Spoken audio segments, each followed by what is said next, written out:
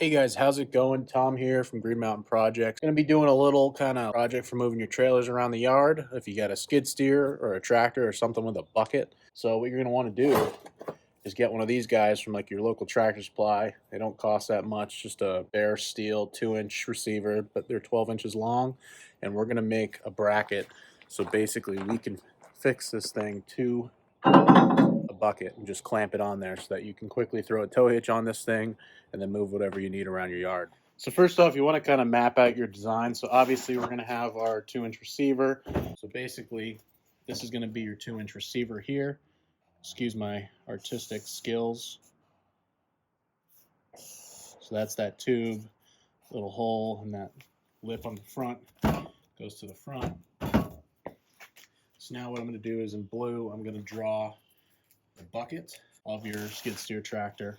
So it's got a little slant to the front of it and then continues back. You're gonna have to figure out the thickness of this, which is what we'll do next. And then after this, I'm probably gonna do some type of tube here that slants up and comes over,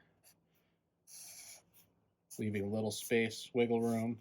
We'll have get a piece of threaded rod or like a really big bolt, which you can get all that stuff at Tractor Supply or anywhere they sell kind of welding supply, steel hardware. And then you'd put in a piece of threaded rod that'll come and sit on the top of that. And we'll put like a handle on it or something so we can hand crank it. This is kind of the gist of what we're looking at here. All right, guys, so as you can see here, this is your kind of wear plate here, which is going to be thicker. And then you have, the bottom of the sheet metal that we use for the bucket. And then coming over here, the height from the bottom of the wear plate to the surface of the bucket itself, it looks like it's about 1.25 inches. We're going to make it 1.5 inches to have some wiggle room. So now we're going to lay this out. It was 1.5 inches from the rear for the padding, and it was 9.5, just right to the center of that.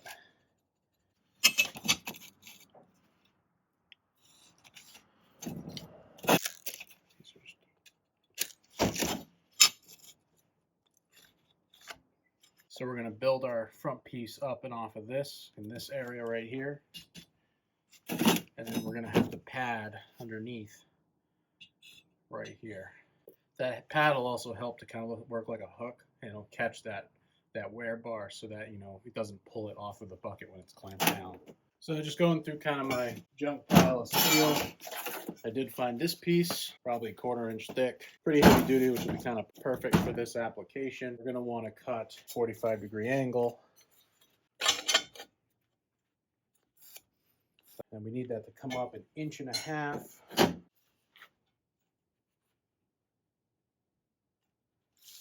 Probably be about there. Now we cut.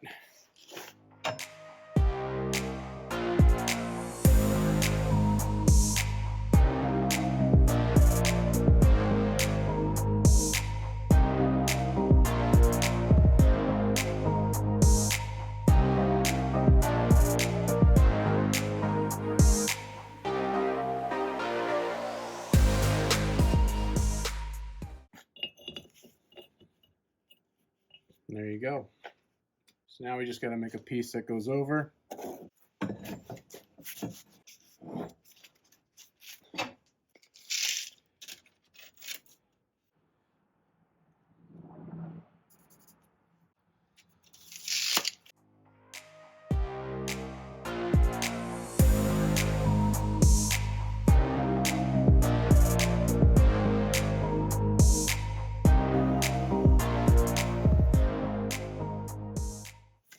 There we go, there's our top piece.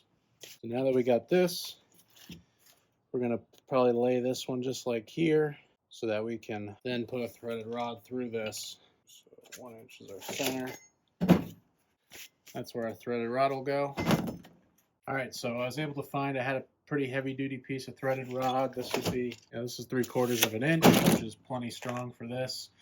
Basically what I'll do is I'm going to use my plasma cutter. You can use a drill, whatever you got to do, torch, just to kind of get a big nice hole in here. It's just got to be big enough to get the threaded rod through. And then we'll do is we'll take these nuts off and we're going to weld these guys on here just like that over the hole so that it'll thread through the nut. Mark out a 3/8 inch hole roughly. Probably make it a little bigger. It's not a big deal since we're just surface mounting these nuts on top of it. And we'll have to do the same thing on the bottom. And since this is the bottom side, actually, I am going to want to recess this nut in. So what I'm probably going to do is I'm going to cut out the shape of the nut.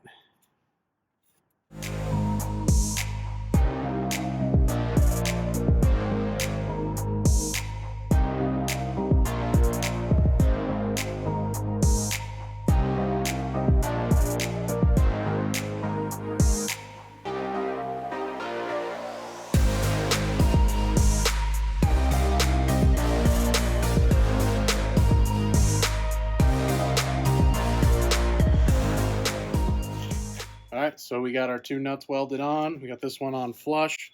We got our top one done that's surface mounted. Even hit a little bit on the flush mounted one on the inside. This thing is going to be super strong, so we're going to get a threaded rod threaded back through here. We're going to put a foot on the bottom of the rod and a handle on the top of the rod. So for a foot on this thing, I got a nut right here.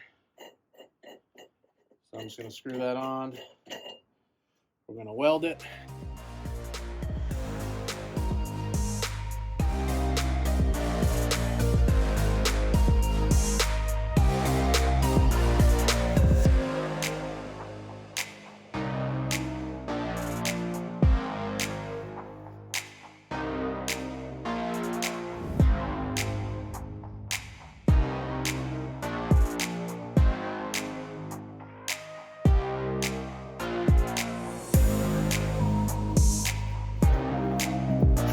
Now we got to figure out a nice handle for this. So I'm probably going to put another nut on the top and then a piece of iron, sticking out.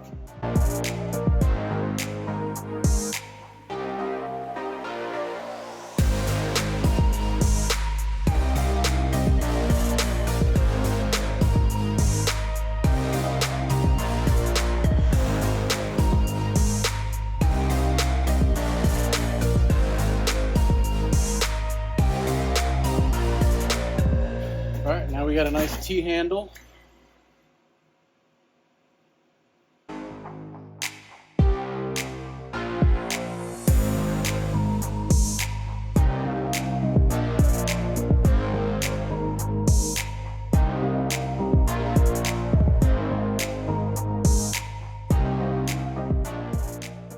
Alright, and just like that, we're done. We got it all welded up. We should be good to go. We'll put it on the old bucket and see how it fits.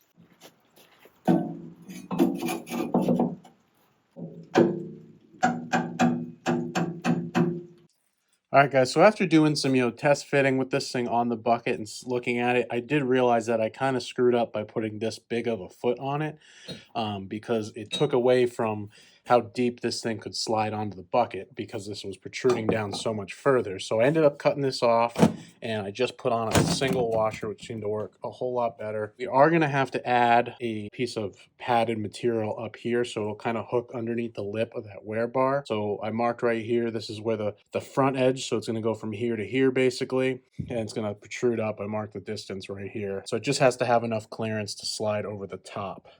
So when you take this thing and slide it on right here, as you can see here, there's that step up. So we're going to fill that little gap just enough so that when this thing is completely screwed outward and it's as low as possible, you can still drop this thing enough and slide it past. So what I'm going to do is just basically weld this right to the top. Just going to put it right on that line that I said was the most forward point and weld it right there in the center. So it's something to kind of give it a little bit of a catch.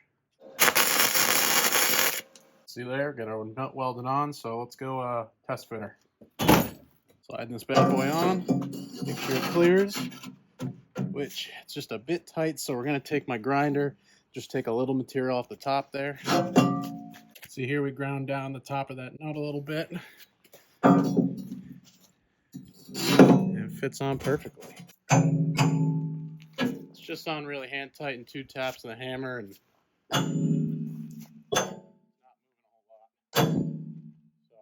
take it. Pick my tow hitch off my truck. Throw it in here. Alright guys, all around kind of psyched how this thing came out. It was kind of a quick throw together project. It took me a little time to build it, but in the end goal it's to help with some productivity with moving things around the lot. So let's mess around with it now.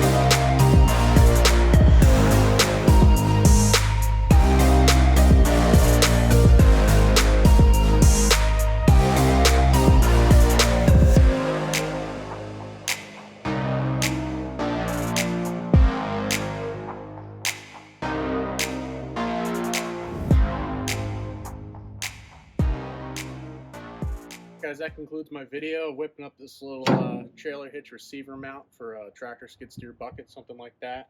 I hope this, help you if you guys are looking to build something like it. If you have any questions whatsoever, just feel free to drop them in the comment section. I try to respond to everything.